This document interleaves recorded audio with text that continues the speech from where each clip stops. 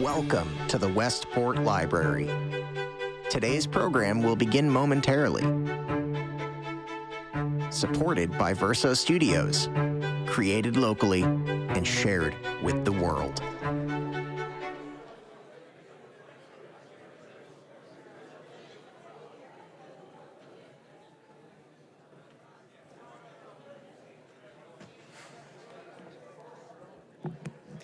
Good evening, everybody. If we could slowly start making our way to our seats, that would be awesome.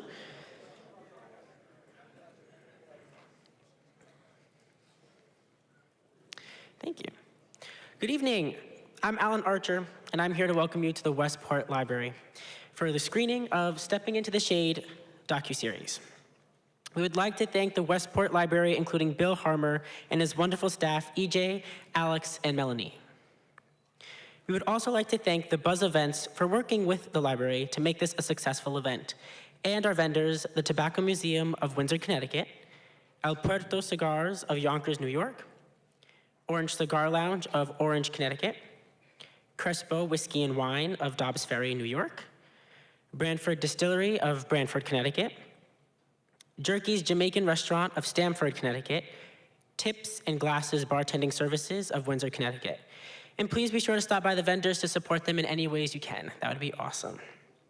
And last but certainly not least, we would like to thank Eastern Connecticut State University and CT Humanities for supporting this project, the producers of today's documentary screening, the host of our documentary, June Archer, this evening's moderator, Leslie Mays Lowe, and our panelists. And then finally, we'd like to thank you all for joining us today, and we hope that you enjoy what the team has worked so diligently on preparing for you. So thank you.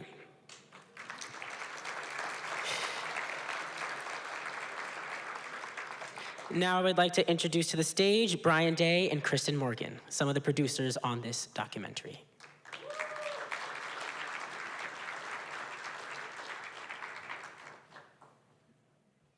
Thank you, Alan. Good evening, everyone. I'm Kristen Morgan. I'm a professor and the chair of the Communication, Film, and Theater Department at Eastern Connecticut State University. And I'd like to just start by telling you a little bit about the origins of this project, Stepping into the Shade, and then I'll turn things over to my colleague, Brian Day. So in 2017, I was working on a production. One of my areas of interest is creating live performance out of oral histories. And the American thread mills were once the center of life in Willimantic, Connecticut, where Eastern's located. And I was working with a colleague at Eastern on a production that centered around the different people that came from all over the world and all over the country to work at American Thread Company in Willimantic. One of my colleagues, Dr. Stacy Close, who's an historian at Eastern, was giving a presentation to our students about Black history in Connecticut and the Great Migration. And one of the things that he mentioned to us was that Dr. Martin Luther King Jr. had worked tobacco in Connecticut when he was a student at Morehouse University in order to pay his tuition. And I thought, that's so fascinating. It doesn't fit into this story at all, but I'm going to put a pin in that and come back to it. So after Thread City was over, my colleague and I started developing a show that focused around the students from Morehouse who came north to work in Connecticut, and it was called Cultivating Dignity. Then COVID happened, and we ended up having to turn that play into a film. Brian had just begun teaching filmmaking at Eastern, and we brought him in on the project to turn it into a film that we shot on location, outdoors in stores. And then after that film was over, Brian and I thought, like, there's a lot more to the story that needs to be told. So we decided to make this documentary, and the rest is history. That's right. So I'm Brian Day, and I'm a professor at Eastern, and my specialty is filmmaking. And as Kristen said, we kind of learned about the Dr. Martin Luther King connection to the tobacco farms. And that was a jumping off point, but we had no idea how deep the story was going to get and how far we would travel to kind of uncover more parts of the story. Personally, I can say I'm amazed at the people that I've met and the places we've been and how enlightened I feel to learn about this important crop for Connecticut. And it's a really dynamic, diverse story that there's no way we would have you sit for 6 hours to watch the whole thing. So what I'm telling you is we have a 6 6-part series, and each episode is an hour long. There's no way we could do a premiere where we're going to show 6 hours. I mean, that seems torturous. You're not in your own home, you're not on the comfort of your couch. So what you're going to be watching tonight is a scene from each episode. So we compiled a scene from each episode to kind of give you an idea of the expanse of the story and the diverse people that we spoke to and the different places we've been to have this journey. So by the time you finish this, you'll have an idea of what an episode will look like, but this is not any one particular episode, but a compilation of scenes from all 6 episodes. Okay? So hopefully you enjoy it. We've enjoyed the process, and I look forward to sharing it with you.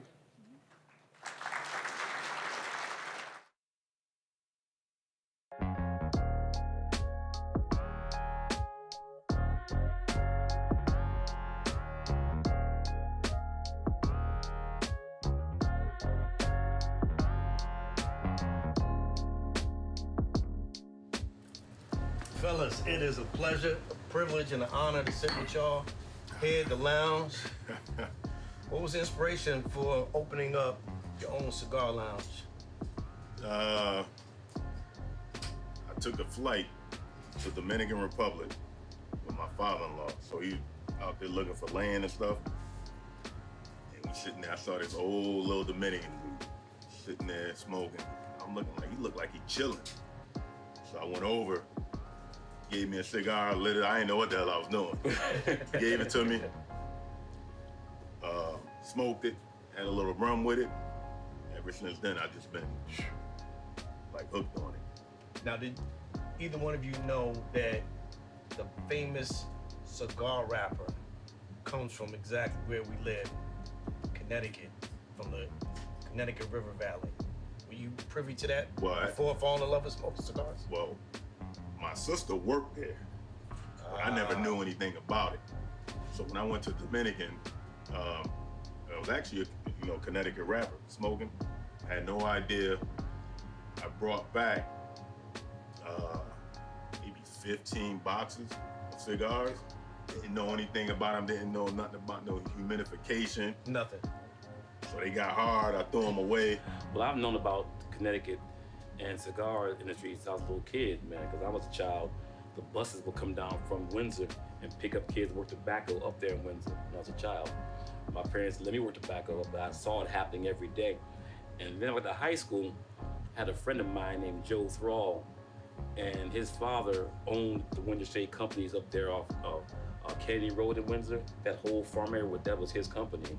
He told me he worked tobacco in the summertime. I was like, work tobacco? I found out they owned the fields. When they come in, like, I remember from when I first opened to now, one thing about smoking cigars, you get like little debates, but never really no arguments. It'll start off, we can be here at 5 o'clock. Conversation, great conversation. Now it's 5 o'clock, a.m. And don't even realize it. It's 5 in the morning. Turn around. When you walk in, it's the same light when you walk out. Now, you played many years in the National Football League. Did you fall in love with cigars then? Did you have one after a game, after the championship game, win the Super Bowl? Did you have one? Yeah, so it's funny you say that. I wanted one real bad, like after winning the Super Bowl. But at that time, it wasn't kind of like now. I'm looking at these guys now, even in college, they pulling out cigars and boxes of cigars. But I thought it was more frowned upon to see a player like smoking, after a game. So I kind of held back. But when I got home, I had my cigars ready. I just don't want to put that image out like, oh, he's smoking cigars. But now it's like glorified. And I think I grew up and came out in the wrong era. well, I'm glad we're here to enjoy it. Fellas, I can't find a better way to enjoy a stick with two of my longtime friends. This is a beautiful thing. This one's good though.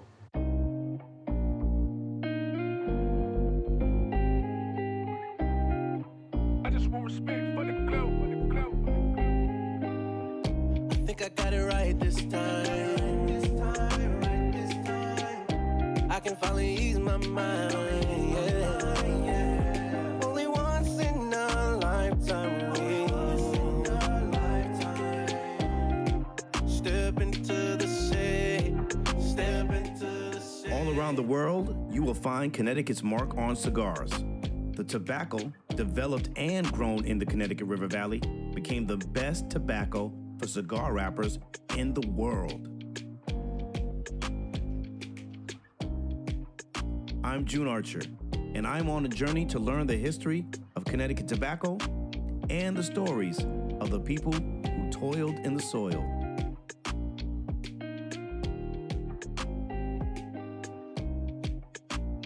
This is Stepping into the Shade.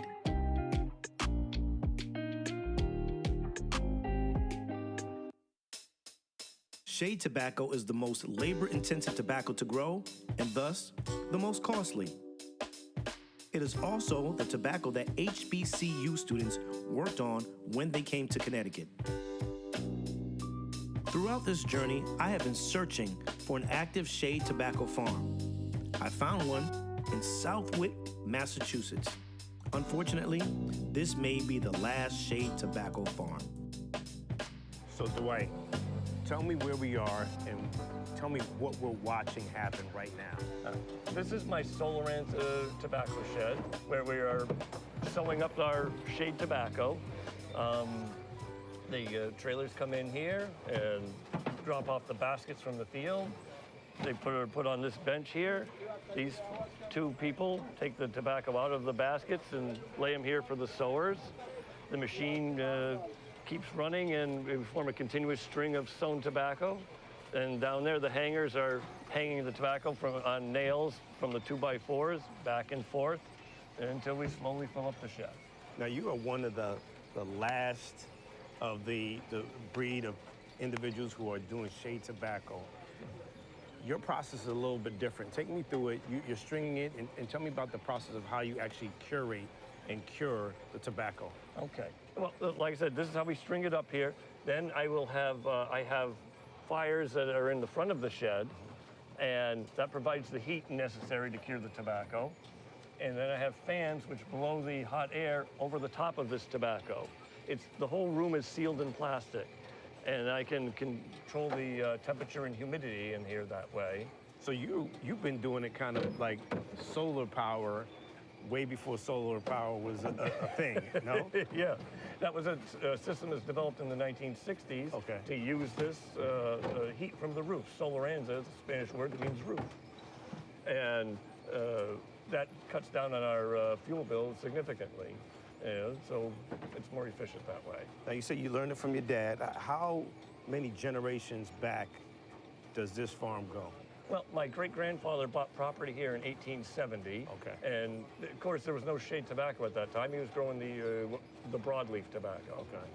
And but he learned the business from his stepfather. He was basically an orphan, but he learned the business from his stepfather, whose family had been growing tobacco even longer. Now, about how much tobacco are we looking at right now that's being strung up in this barn right here? Yeah, in this compartment, I probably end up with a ton of cured tobacco, but it's, like I said, it's 20 tons hanging here. Excuse me, 10 tons hanging here, and it'll probably end up being only 1 ton when it's all cured up and ready to go. And there's 6 compartments in this barn, so like 6 tons. Wow, I can't even imagine the amount of work. This is amazing.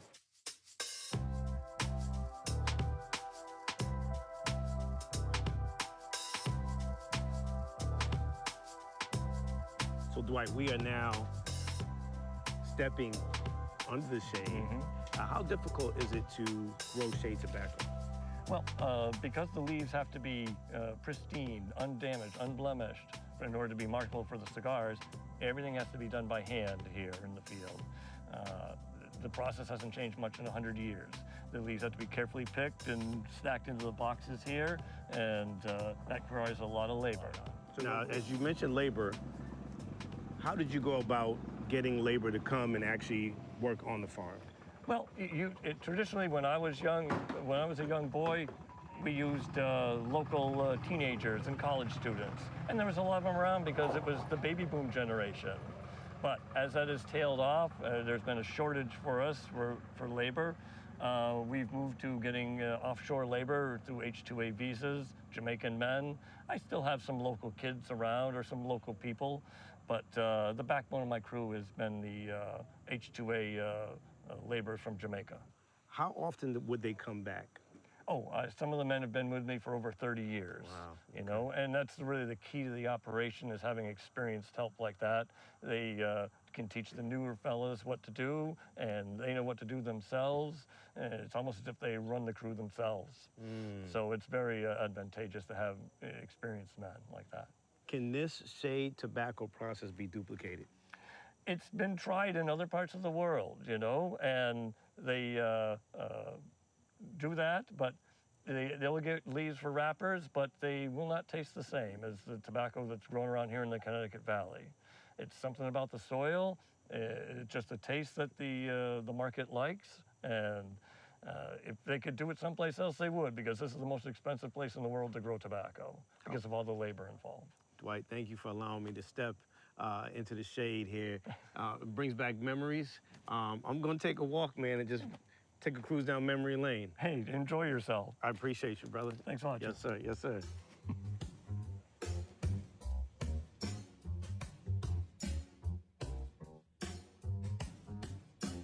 Arthur Johnson was a civil rights leader and activist who worked with the NAACP in Detroit. He risked his life to protest segregation and racism. He was a Morehouse student who spent a summer on a tobacco farm in Connecticut where he successfully lobbied for better pay and better living conditions for the Morehouse students. I'm excited to have this opportunity to meet you, and I want to ask you about Mr. Arthur Johnson. When did you meet Arthur Johnson? I met Arthur in 1978 in Detroit, which was home for him. And I was new to the area. I had gone there after graduate school in Ohio.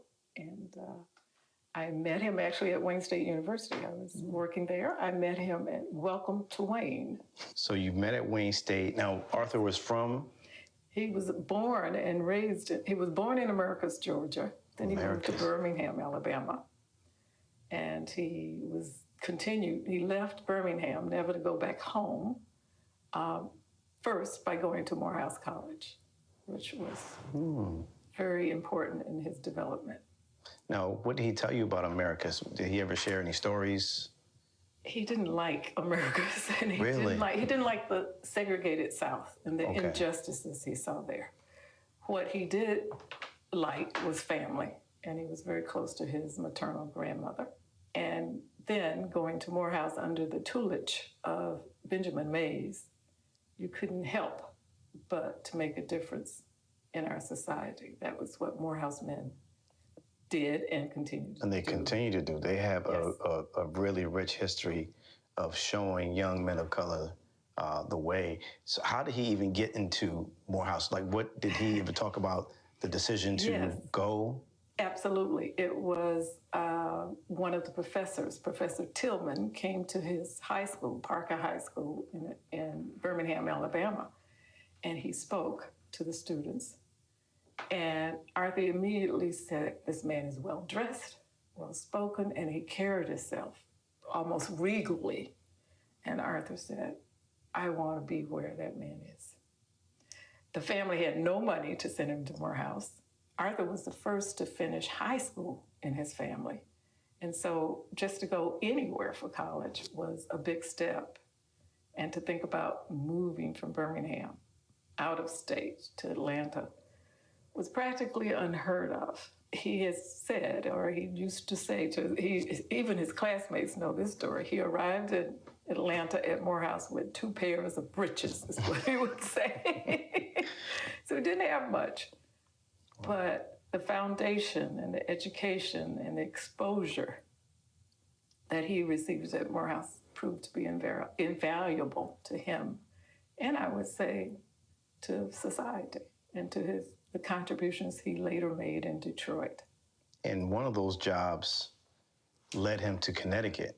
I want to talk about that. Absolutely. Well, Morehouse had an arrangement to go to the Coleman Brothers tobacco farm. And that's Simsbury, Connecticut. Simsbury, Connecticut. They recruited young men from Morehouse to go to work, and the deal was they got paid, and they, of course, worked extremely hard, but it also would cover their tuition for the next year. And they actually made the check out to Morehouse College. And then Morehouse would pay the students, or it would just go towards their tuition? It would go towards their tuition. Wow. I think they got some money. I'm not absolutely certain, but I'm sure they got some expense money. And of course, they had, they had some living conditions. They were not good. When he arrived with the Morehouse classmates that year, those who went, they saw the conditions were unbearable. The heat in working under the covers in the tobacco farm, and you start on the bottom, because you have to pick the leaves going up. Yeah, start with the suckers and make your way up. Absolutely. So they're doing that, and the heat under the tents, and then the living conditions, the quarters were not good, and the hours were way too long. So being Morehouse men, they decided they needed to protest this and go to management and say, we need better working conditions, working and living, since they were living there. And they elected to have Arthur go to Hartford, Connecticut, to investigate the labor laws. And they selected Arthur because he had started the NAACP chapter at Morehouse. Really? Yes. So he became the voice, not only on campus, but a voice for those who didn't have a voice in Connecticut, trying to battle the conditions that they were faced with up there. Absolutely. Okay. He had also been on the debate team, so they thought he could make the argument, and which he did. And they did get better living and working conditions that summer, but there's an irony to this. Arthur was not allowed to go back. Wow. So how long did he get to go to Connecticut? He was in Connecticut that summer, so I'm not sure how many weeks, but I'm sure it was a couple of months. So just one summer? One summer, because he planned to go back the next summer because it took care of the tuition all year. And that was wonderful. Any other money he might make working in the cafeteria would have been extra beyond tuition. And when he went to sign up, he was told that the farms said, do not have Arthur Johnson come back. Wow. What was his work like at the NAACP? So he also would go to state activities of the NAACP, representing students. You know, one of his classmates was Martin Luther King Jr., who had been to the farm earlier. Right, But he was the at year Coleman Brothers as before, well. He was at Coleman Brothers a year before, not the same time Arthur was there. But Daddy King, who was Martin Luther King Sr., had asked Arthur to attend some meetings when there was voting going on, and they wanted to make an impact. They needed people to go around and speak to all communities throughout Georgia. And Daddy King asked Arthur to do that.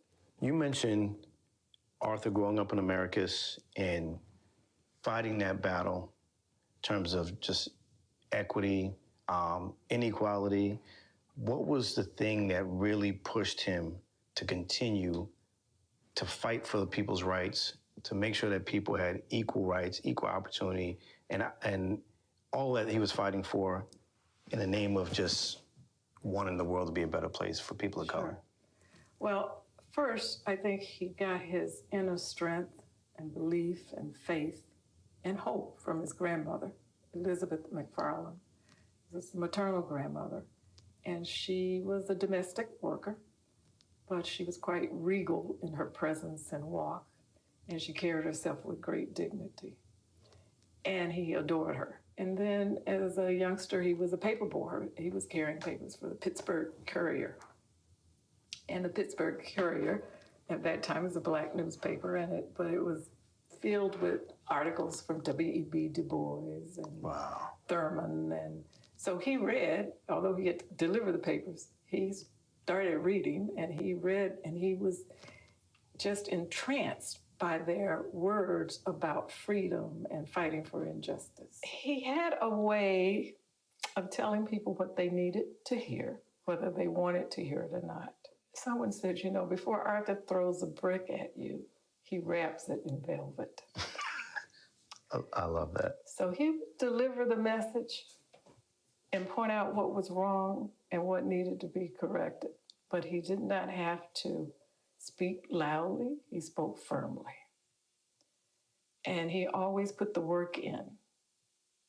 About 3 weeks ago, there was a quote from him about that he had made 20, 30 years ago in the Detroit Free Press, because people reach back. I mean, his writing was prolific on civil rights, and people will reach back. I can't thank you enough. Oh, it's my pleasure. I appreciate you for sharing these stories with me. Oh, you're welcome. And they'll live on through this documentary, so. In the early 1900s, tobacco farming was a major industry in Connecticut. There was something special about the soil in the Connecticut River Valley, and it became the hotbed for growing tobacco that was used as an outer wrapper on cigars. The industry had a large economic benefit to the state, and large plantation-style farms dominated the landscape. Tobacco was a cash crop.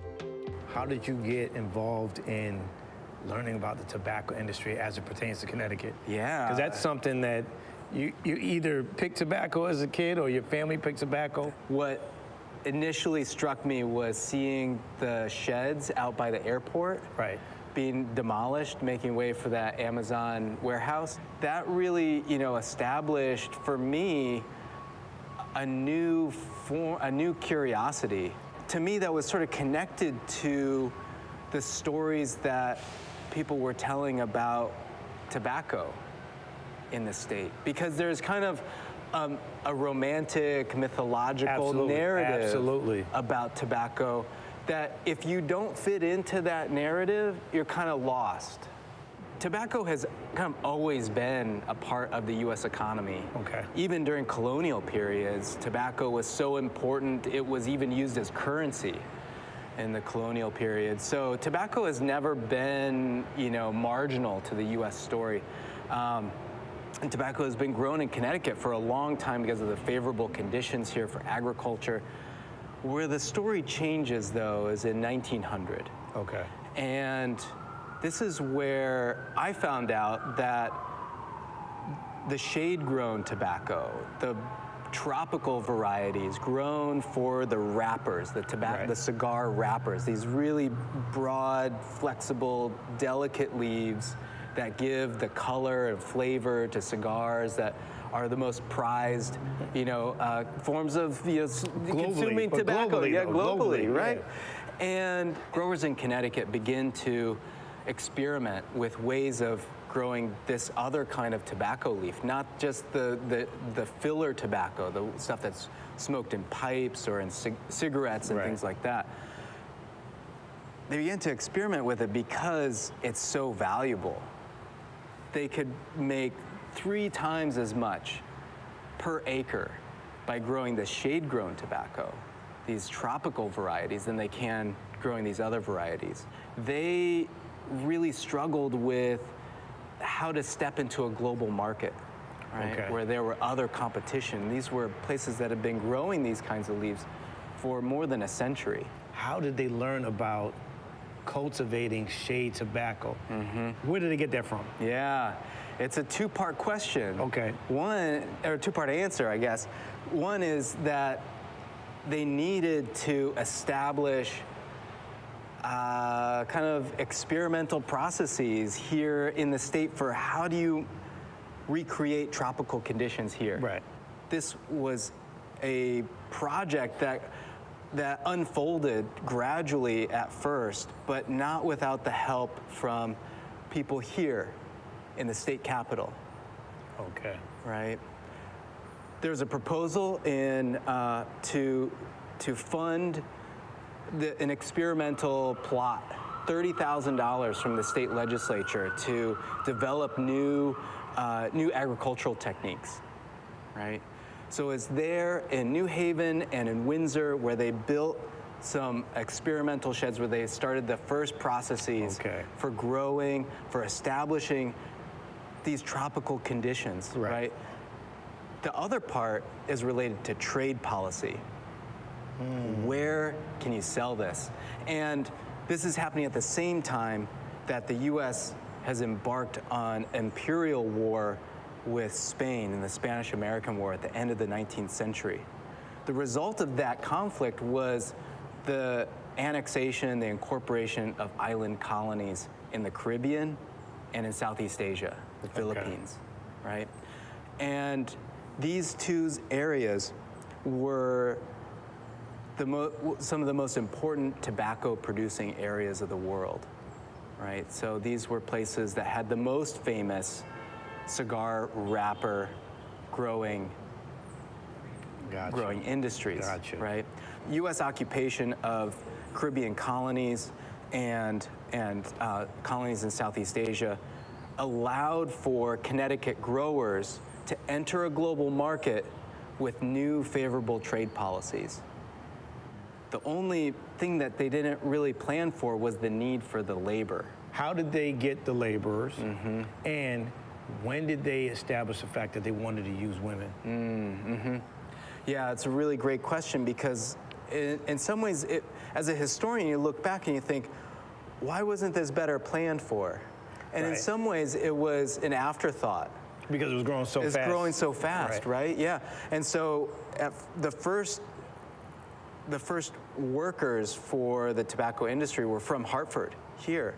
They were day haul laborers, so they would pick them up in buses and then take them out, then bring them back at the end of the day. And then gradually, as the acreage of the fields grew, they needed more workers, and they grew out of those the capacity of local workers to fill that need. So your question is also about women. How did women enter in that?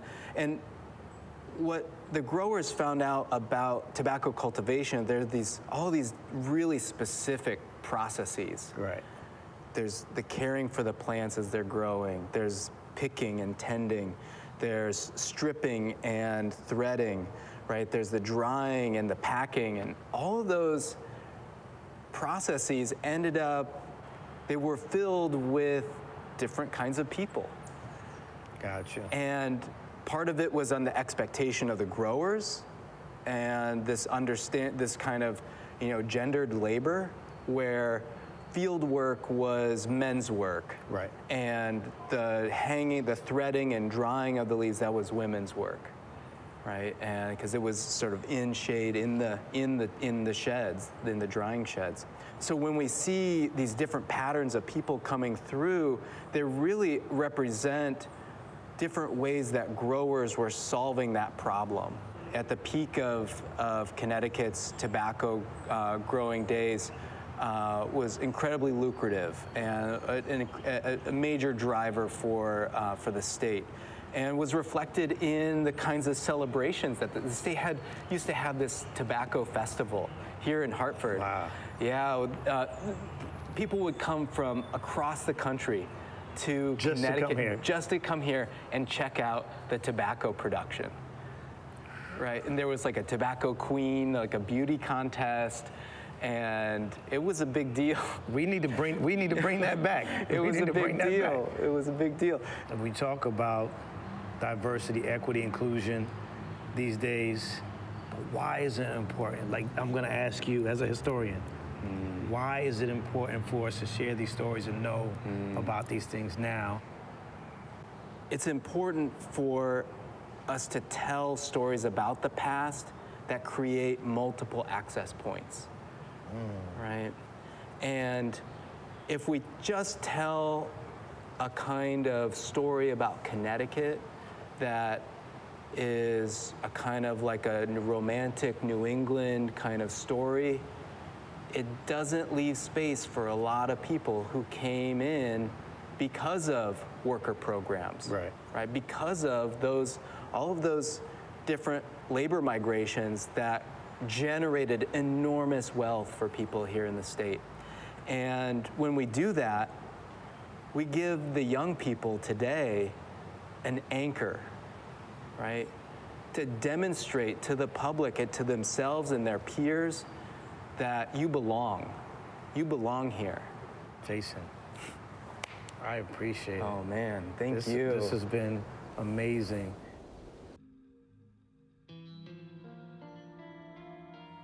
Tobacco farms didn't just provide work opportunities to teen boys and girls, it gave them a feeling of independence. Working on the farms exposed these teens to people from all different parts of the world, and it expanded their worldview. The work also provided teens with money to fund their college education. So, what does this area of Suffield, Connecticut mean to you? Well, it takes me back 50 years. And 50 years? 50 years. Wow, okay. And I remember coming here and thinking it was the most beautiful country because I grew up in a steel mill town. And so what we had surrounding my hometown were steel mills. And when I saw this, I was in awe. And I remember thinking to myself in the bus one day, because the bus would take us to and from the fields, this is the most beautiful country and I hope I come back here someday. Never realizing I was going to end up living here. Right. And it wasn't until about 10 years ago that I started thinking, I'm not far from where I worked. And I did a little research to find out it was right around here. Now, Yeah. how was that trek? Where did you come from to get here? I came from Elwood City, Pennsylvania, and Hathaway Steam folk, they recruited us because it was a depressed area and there weren't jobs for young girls. And they told us that they would transport us here on a bus and give us housing, and if we made it through the whole summer, we'd be able to go to the beach at the end of the summer. And that was huge. Wow. Because we were in a landlocked, city. Now, what were the hours like for you all? I want to say that we were up around 6:30 or 7. I want to say 6:30. It was pretty early. And then we would, have breakfast, and then they would bus us. And this is what I remember. At the end of the day, which was a long day, we'd get on the bus and we'd yell, first in the shower, second in the shower, because it was like, I think 1 or 2 showers for like 14 girls. And, that wasn't, we had to have our showers. Right. But also over the hill was a lake. And, kids would just literally go jump in the lake to cool off, because it was hot. It was hot back then. It was very hot. Yeah. What did you do for entertainment? You just talked about saying, what did you do for entertainment? Oh, I was just thinking about this. I don't believe we had a TV, but I do remember singing. And I wanted to... So no Facebook back then? No Instagram, Facebook, no Instagram. No nothing, It's a no good TikTok? thing. It's a good thing. No, none of that. But my mother gave me a book, and I think you're holding it. Yeah. This is, my mother gave it to me as I was coming up. It's, and you can see it's very well worn. And inside is her maiden name, and it's August 22nd, 1936. And the name of the book was Gone with the Wind. And that's what I read this summer. I read that this summer, and I kept it all this time. And also, the other thing we did was I wrote a lot of letters, and that was back when you actually wrote letters. It wasn't email. It was, remember, handwriting. And right before the pen pal phase of everything. Yeah. So my mother would write back just about every day as well. Now, how old were you at that time? I was 17. So 17 years old, you make this trek to Suffield, Connecticut. What did that feel like as a 17-year-old girl? Probably just coming into her own. And I didn't think too much about it, except that I knew I had to do it, and I was going to work because that was going to be my money for college. That was going to be how I would get to college. And so there was no question in my mind I was going to stay the whole summer. And plus, they will give you transportation up, but if you didn't like it and you wanted to quit, you had to figure out how to get home. Wow. So, we stayed. You had to stay. We stayed. You know what? We'll stick this thing out. Yeah, we'll hang in here. So we did. Now, was this a program that you were in, or how did you even find out about it? They recruited girls. I think, if my memory serves, it was through the high school. And, they went to the high school and said, we would like to do this. And I think back, and I think my mother and father at the time must have really been okay with it, that we were going to be safe, or I don't think they would have let us go. So. No, probably not. Yeah. What were some of the lessons learned while you were here working on the farm? Anything you remember that carries you through your journey up to this point? I think it's the work ethic. You had to, I just knew I was not going to leave, and I needed to stay, no matter how hard it was, and do it. And I think that work ethic has carried me through my life. That no matter how hard something is, if you know it's got to be done, you do it. Miss Connie, this is amazing. Mr. June, this is a pleasure. No, this is awesome. African American individuals and families migrated from the South to Hartford as part of the Great Migration in the early 1900s. And some of those individuals were drawn to Connecticut to work in the tobacco fields. Dr. Close points out one town in particular, Americus, Georgia. Some residents in Americus refer to Hartford as the Americus of the North. The mayor of Americus has agreed to meet with me to talk about the connection between Americus and Connecticut. Mayor, it is an honor to sit here with you.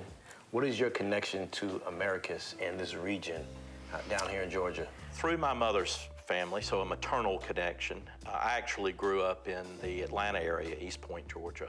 But my mother's family, they go back into the 1830s in this part of the state. The first part of the family came here probably around 1834, 36. My great-grandfather was a partner and then owned a large department store in town and also had a very large plantation south of town. So, you know, when you think about what built this wealth, what created this environment that we're sitting in, it's generations of accumulated wealth, and I would argue privilege, that largely derived from not just their entrepreneurial abilities and their abilities, but through the hard labor of the African American community, which was segregated and exploited for their labor. At a time when, you know, in the early years of the 20th century, when racial tension in this community was at an all-time high. There was a need for labor.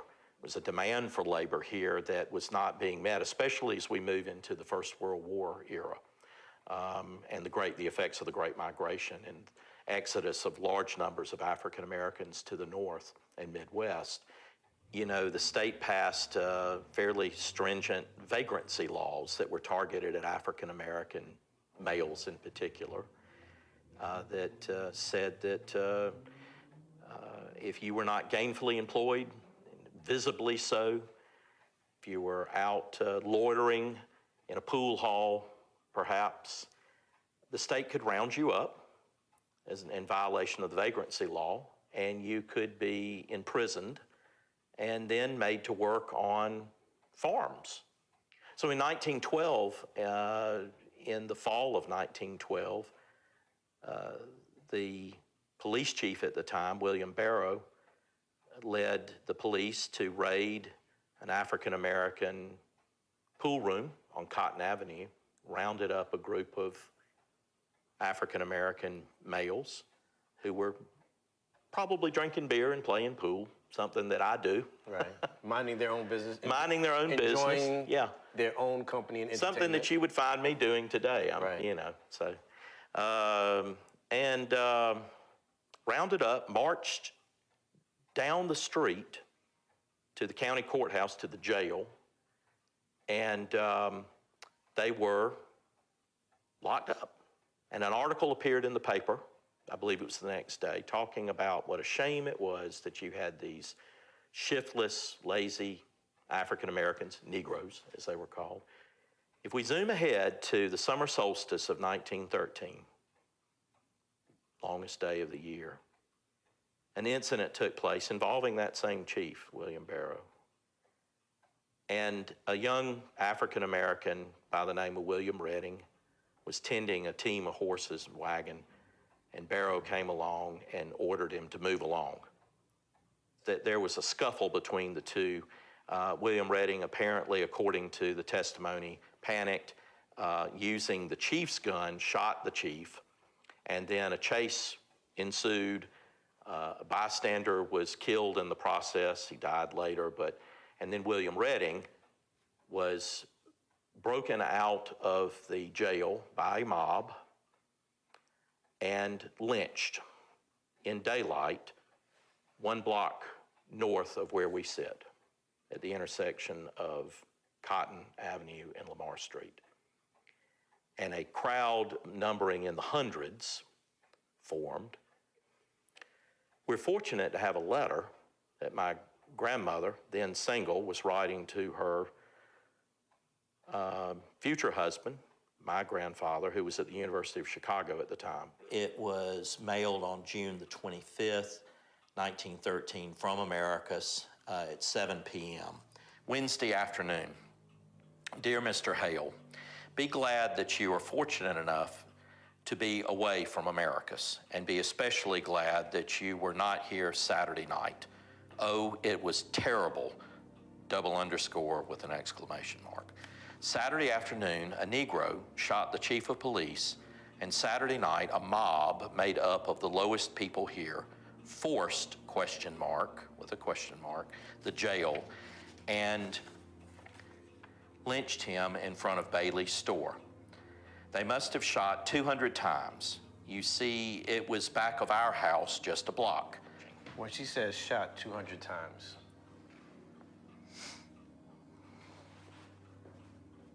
it is what I'm thinking it is. Yeah, that the body has been riddled with bullet holes because people bring their guns and they shoot into the body. Bystanders, onlookers, would collect souvenirs from the body of the victim. Of course, the intent of all of this was to instill terror in the hearts and minds of the black population here so that they would be compliant and would get to work, as it were. That is the context that sets the stage for the Great Migration. You know, we say that migration occurs for two reasons, push and pull.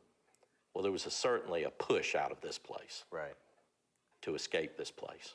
By the mid to late teens, early 20s, you're beginning to see articles that talk about northern recruiters coming south to entice Negroes north, in quotation marks. Recruiters coming south to get labor recruiters, had an agenda. I mean, they were not coming to save African Americans from exploitation and the social inequality. That's not. I mean, we would be naive to assume that. We would be foolish. To assume that. Yeah, absolutely. So there were opportunities in the North that were greater, were better, and that undoubtedly was the pull to migration. Remember, push and pull. So I want to ask you about those who are down here in Americus and making the trek up north. Right. How do you believe they felt making that destination up north for what they believed might have been a better way of life? The one thing that was universally true was that they were being exploited. Even under the best of circumstances here, right, in terms of wage, I mean, they were not paid adequately. The sad reality, though, going north was that they were also not paid adequately there. So there was exploitation there as well. And those same, those... Well, they looked like the same people who were here. It was the same story. They were agriculturalists. They were running what, in essence, was plantation agriculture in that valley, producing that cash. That's a cash crop. Right. Make no mistake, I mean, tobacco is a cash crop. Cotton that they left was a cash crop. Right. So they went from one cash crop to another. They went from one large-scale agricultural practice that exploited their labor to another. When I was small, probably, I imagine I was 7 or so at the time, maybe 6. I was down here for the summer, and Mama was with us that summer, and we were having breakfast in the kitchen here, as we usually did. And Emma was here, my grandmother's cook, housekeeper, and she had fixed breakfast for all of us. And when we would eat breakfast here, Emma would sit at a table, a little desk actually, at the side of the kitchen, and we would sit at the big round table in the kitchen, the family, my grandmother, my aunt, my sister, Mama, and I. And we would have breakfast. Well, Mama, having spent the better part of her life in Atlanta, you know, by this point, with ideas that she learned in Atlanta about relationships and so forth, asked Emma to sit with us. She said to Emma, this again would have been around, I don't know, 72, 71, somewhere. Things hadn't changed a whole lot here in some respects at that time, many respects. So Mama says to Emma, come eat breakfast with us, Emma. There's no reason for you to sit over there at that desk. My grandmother didn't say anything. Grandma didn't object, didn't say anything. I think she would have been fine. Emma, however, was horrified and looked at my mother and said, no, Miss Barbara, you know better than that. Absolutely not. You know, she was scared, horrified by that. Crossing that line, even at that point, even in 71, 72, crossing that boundary, that barrier, even though my grandmother didn't say a word and wouldn't have said a word. And I think she knew that, but it was just for her, those internal rules were still in force. They were ingrained. Learned and culturally, absolutely. So afterwards, I asked my mother why Emma hated us.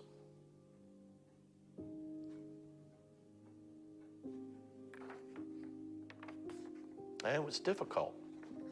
I can imagine. To hear it is heartbreaking. I appreciate what y'all are doing. I really do. I appreciate you. Thank you for sharing and being transparent. Yeah. It's important. Yep. I love you, brother. I love you too. Thank you. Thank you. The connection between the tobacco farms and civil rights has almost always been the Morehouse College student who worked on the farms, most notably Martin Luther King Jr. However, the Puerto Rican connection to the farms also resulted in significant civil rights activities and contributions. It's important to highlight and acknowledge the diverse range of individuals and communities involved in such movements. Oh, man. Miss Edna, it is a pleasure to sit here with you in sunny Florida. You are no stranger to warm weather, beautiful weather. Sir. You are from Puerto Rico, Yeah. right? And one of the things I wanted to come to talk to you today about is your connection to Hartford, Connecticut, the Puerto Rican community, and what it meant to the tobacco industry. Well, I'm sure you know that the Puerto Rican government had a contract with tobacco growers in Connecticut Valley to bring Puerto Rican workers. When they finished the harvest in Puerto Rico, they would come to Connecticut, finish the harvest in Connecticut, and go back home. And that happened for many years. That's the beginning of the Puerto Rican community in Hartford. My dad was hired in 1958 by the Greater Hartford Council of Churches to be chaplain to the migrant workers in the tobacco camps. And so we moved to Hartford at that time. I went to Weaver High School, which at the time had 4 Puerto Ricans, a freshman, a sophomore, a junior, and a senior. And what was your dad's connection to the tobacco workers and tobacco farms? Well, as chaplain, he went to the farms every day almost. You know, he visited the workers. It wasn't just about worship. Really, it was reaching out. Those camps were like concentration camps. It's not that they were being cruel or nasty. It was just sheds with slabs for beds out in Windsor, in South Windsor. I mean, talk about lonely. I mean, that was a boondocks. Right. To come from Puerto Rico to go there to live in that. And just stay there all, I mean, you work and then you go to the sheds. It's nothing to do for the whole harvest. So he would take movies, we'd make care packages with, you know, toothbrushes and towels and stuff, so little gift packages. And he would take the whole family. There were 5 of us.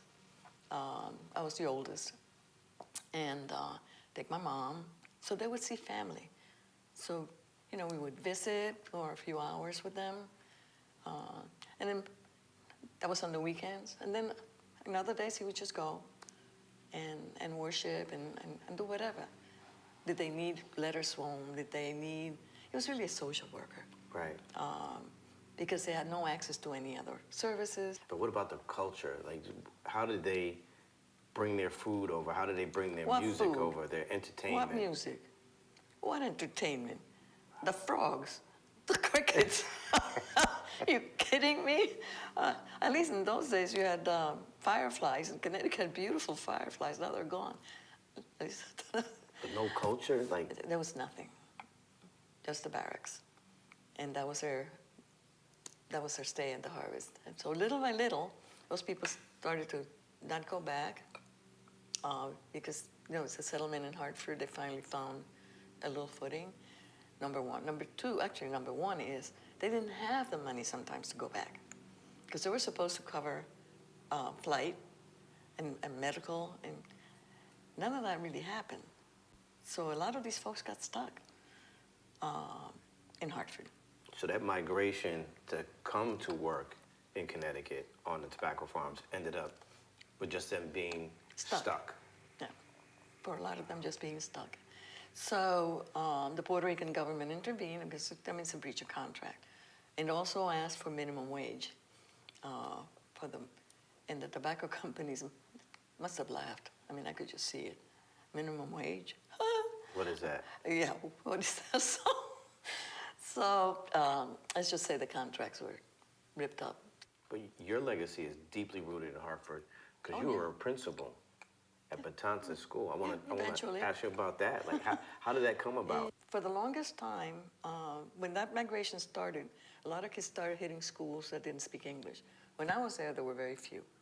And they could just kind of put them in a room, teach them English, and forget about them. But when you have whole classrooms now with kids that don't speak English, you have an issue. The Teacher Corps program was created by Maria Sanchez. She and Dr. Perry Zirkel from the University of Hartford wrote a proposal, created a Teacher Corps program that was undergraduate, that allowed them to bring in undergraduates to do student teaching in the schools and begin the process of training Spanish-speaking Puerto Rican teachers, or at least Spanish-speaking and bicultural teachers in the school system. The Puerto Rican community came and settled around downtown Hartford. Puerto Ricans bracketed the downtown area. At first they brought teachers that spoke a little Spanish, but all they wanted to do is, keep parents at bay and do translations. They weren't teaching. The kids were sitting there until they learned English. So what did that mean for the education of the Puerto Rican? The dropout rate was astronomical. It was a disaster. What percentage are we talking about in terms of dropout? At one point, really 70, 80%, sure, easily. Didn't make it to high school, didn't make it to high school. Attributed to the fact that... You wait till you're 16, you're gone. And then that's it. Yeah. I mean, you can look at the statistics. Drop off from from 8th to 9th. As a principal, how did that make you feel? Well, I was an elementary school principal, and at that time I had been fighting that fight for decades. When I was part of Teacher Corps, that was in 1970. The next Teacher Corps brought in another 30 people. At the same time, they opened the N Street Bilingual School through the same means, funding from the Department of Education, Perry Zirkel, and Maria Sanchez, and that became a model bilingual program. We established bilingual programs in all Hartford schools that had 20 or more kids that didn't speak English. I had become director of bilingual education, so we were working with those schools. I've been working with those schools for a long time. We had a consent decree, federal consent decree, which was signed and went into effect for many decades. And that brought bilingual education by law into all the schools. It brought it into recruitment, so the Board of Education started going to Puerto Rico to recruit teachers directly. Hartford, I think, was the most successful city in New England, getting that. And we had PhD speech therapists. We had an amazing staff. The Black Americans were dealing with racism, civil rights. I was very deeply involved in that. How did that affect Puerto Ricans? I had been working with civil rights in Hartford forever. I mean, we had the Northern Student Movement when I was in college. NECAP was created, Northern Community Action Project was our project. I lost a baby on a picket line. when Teacher Corps came, what it gave me was, because I had 2 years of college, it gave me the opportunity to go back to school and finish and to do something for my community. Right. When I met Maria Sanchez, she said to me, oh yeah, you're the black fighter. not in a negative way. Right. But you know, Because she's saying you stood up for it. Yeah, you're working in the civil rights movement. You were in picket lines. You're doing things for the African American community, which she was very close to, by the way. I mean, Do you feel like the Puerto Ricans and Jamaicans changed the face of Hartford during that time? Of course. How has it changed for you? Very positive, I think. You know, it's whenever you bring another breath of culture somewhere, to me, it's enriching. I love how you said that. So it's unfortunate that at the time, you know, in the 70s, et cetera, I mean, we had some bad fights. We had South End Italians and Irish people with guns saying, you're not coming into the South End on one side. You know, the city was that divided. Okay. But, you know, little by little, those things begin to chunk away. And I think we had a lot to do with it, frankly, you know? From education to civil rights, politics. You were involved in politics as well. Yeah, I didn't like politics. When Maria was running for office, I mean, she was on the town committee in Hartford forever. This 8th grade woman from Puerto Rico, she beat this guy who had been in the legislature for 10 years. Anyway, Maria was a very bad diabetic. She never took care of herself, and she died. So now, Abe Giles is going to go back to his, I said, oh no. Told Jack, it can't be done. He can't go back. So she just got in office, and nobody would run. So I said, I'm going to run. He said, where? I said, Not up Park Street, not up Main Street. It was bad. It was bad. And I was a principal, you know? Principals don't run for office. But I did. I was so angry. And I made her a promise. He will not go back into that seat. I promise you, will not go back into that seat.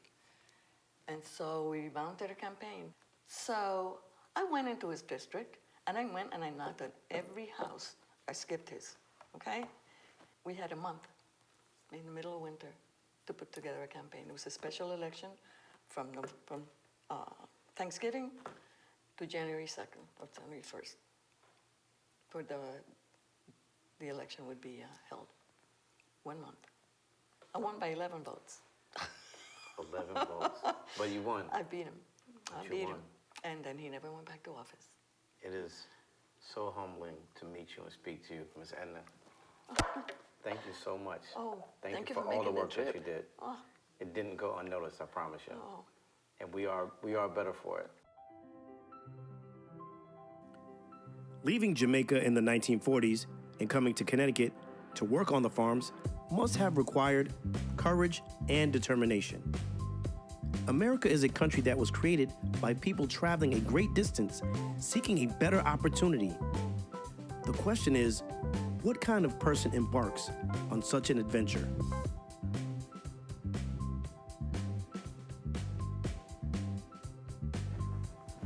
Mr. Clark. Yeah. You came over on one of the first ships during World War II. Yes. How was that experience? Huh? How was that experience? It was all right. Yeah? Yeah. And you came from Jamaica, Yeah. traveling where? Yeah. I came from Leave Jamaica the 7th of May, 1943. The 11th of May, I was up in the Mississippi, and I get off the train at New Orleans. And how old were you? 21 years old. How was that experience traveling on that boat during that time? It was all right. Because I want to travel. Now, during that time in World War II, the U-boats were out. Were you afraid? No. Not at all? No. That's why, Cappy. That's why they call me Happy. So I have a question for you. when you made the journey from Jamaica to New Orleans, how did you get from New Orleans up north to Connecticut? By train, and they take us from Connecticut, and they come and sign you where to go and work. So I signed with Coleman Brothers.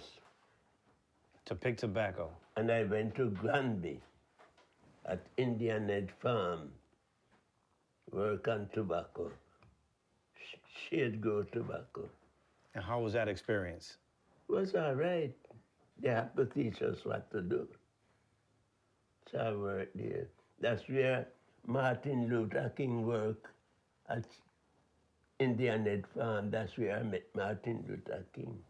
The boys them from, every year they came up from Georgia, come work on the tobacco.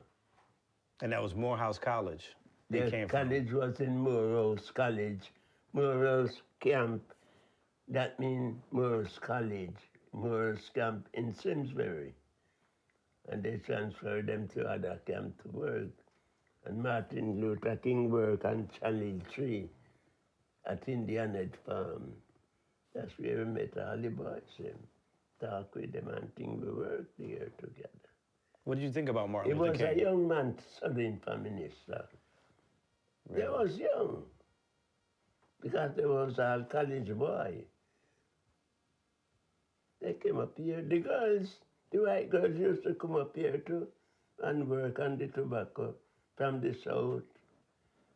In those days was segregation and lynching. So I can't tell you everything about it. Did you experience racism? Yes. They have segregation and lynching in those days, in the South. What did you think about Martin Luther King Jr. when you met him? That was nice. Those college boys, they was very nice boys then. And that experience at Coleman Brothers, they taught you how to pick tobacco, grow tobacco. Yeah. How much money were you making at Coleman Brothers? Well, I can't even tell now because it was low wages still. It was all low wages. I worked with Coleman Brothers 6 years. How many Jamaicans were with you picking tobacco at Coleman? How many Jamaicans? It was a lot because every camp had so much Jamaican. How has Hartford or Connecticut changed? Hartford was nice. Yeah? It was very nice. Not like these years. It was a nice place. You have the State Theatre where all the different singer and thing come up because I know Frank Sinatra. He come Friday, Saturday, and Sunday. Lena Horne, Friday, Saturday, and Sunday. Ella Fitzgerald, Friday, Saturday. Patty Page. All those, I met them there. They come to see a theater. As a Jamaican, did you feel welcome in this country? Sure. Yeah? Yeah. How about Connecticut? Did you feel welcome when you came to Connecticut? Yeah, I feel welcome to every place I go. I feel welcome. Now, when you were traveling, you were telling me before that you would sing because it would make you happy. What songs were you singing? What song? What songs were you singing? What song? Yeah. That was the first song in New Orleans. When I came there, I heard the first song in New Orleans was Doing the Lambic Walk. I only remember one verse. How did that verse go?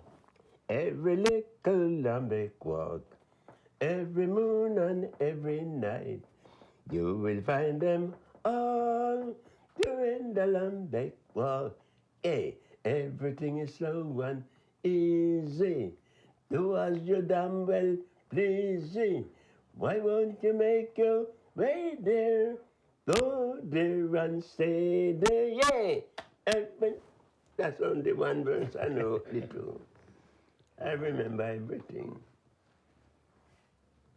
Do you miss Jamaica? Yes, I miss Jamaica, but I go to Jamaica. Although I travel, I go to Jamaica. I came back, but. How many friends that travel with you from Jamaica are still alive? Still alive? Yeah. I don't know none. And you're 101 years old. Yes, most of them, they all died. Did you ever smoke cigars? Huh? Did you ever smoke cigars? No, I never smoked cigar. But you picked the tobacco. Yes. Thank you. So I have a lot of experience fighting here, so.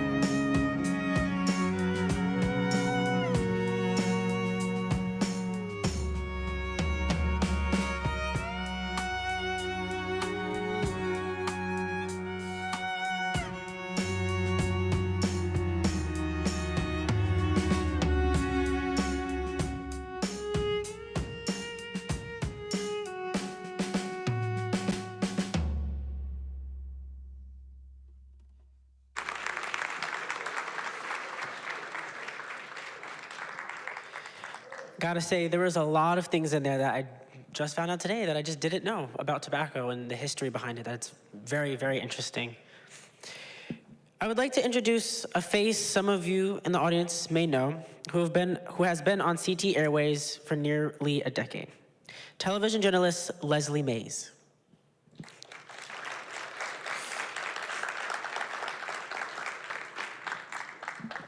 Thank you, Mr. Alec. I am so happy to be here with all of you guys today, and I'm so excited to be a part of this event. The late, great John Lewis talked about the idea of good trouble.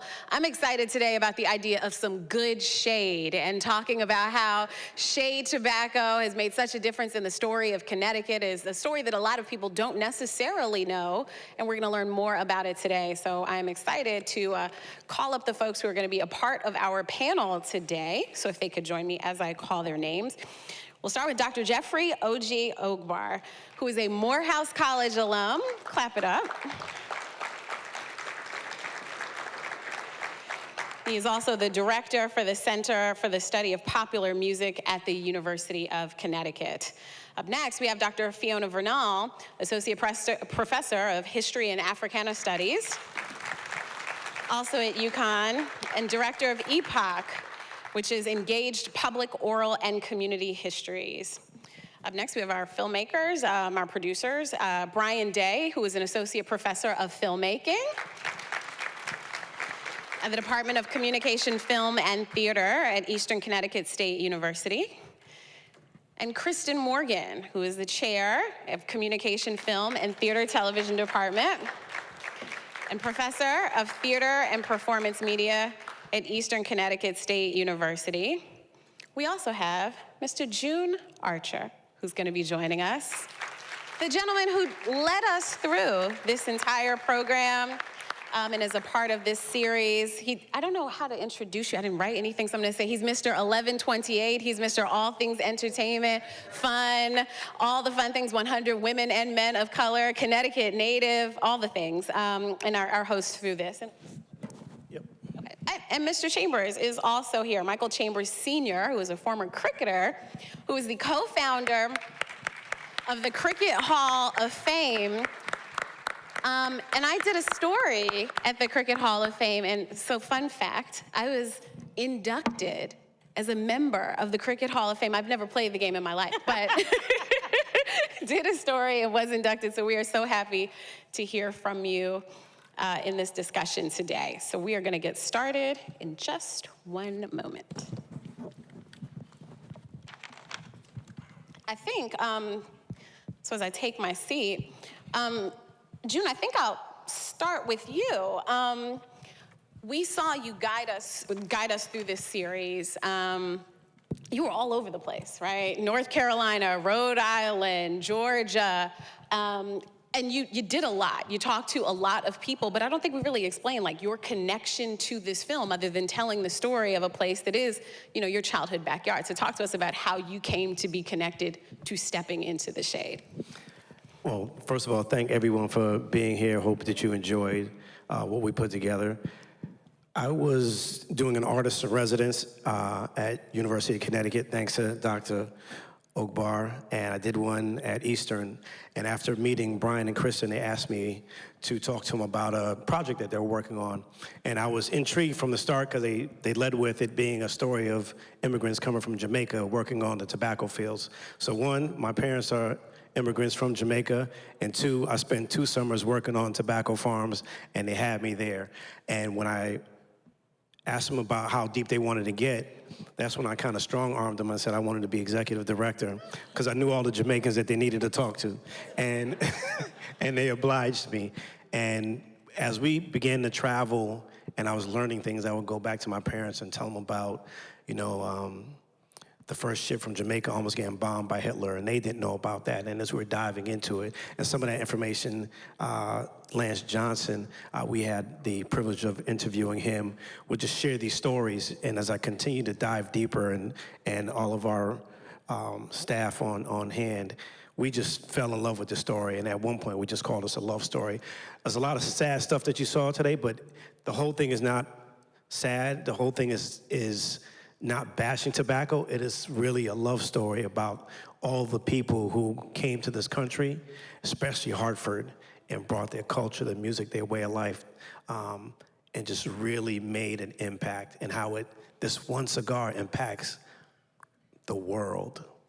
You said something to that effect in the trailer. You said that the wrappers that come from Connecticut, meaning those cigar wrappers, are the gold standard for the cigars of the world. I think when people think cigars, they think of another place with a C, Cuba, right? I don't think that they think about our state, but talk about what you learned in this experience about what comes from this very state. Well, maybe like 15 years ago, I was at the Grammys, and there was this guy who was very boastful about cigars, and I was like, oh, I'll have a cigar with you. And I said, do you know where the wrapper comes from, cigar? And he said exactly, he's like, oh, Cuba. And I'm like, think again. He was like, Dominican Republic. I'm like, nope, try again. And he was getting frustrated in the process. He's like, well, if you're so smart, tell me where they came from. I said, oh, Hartford, Connecticut. He's like, you don't know what you're talking about. And I'm like, oh, no, I picked it.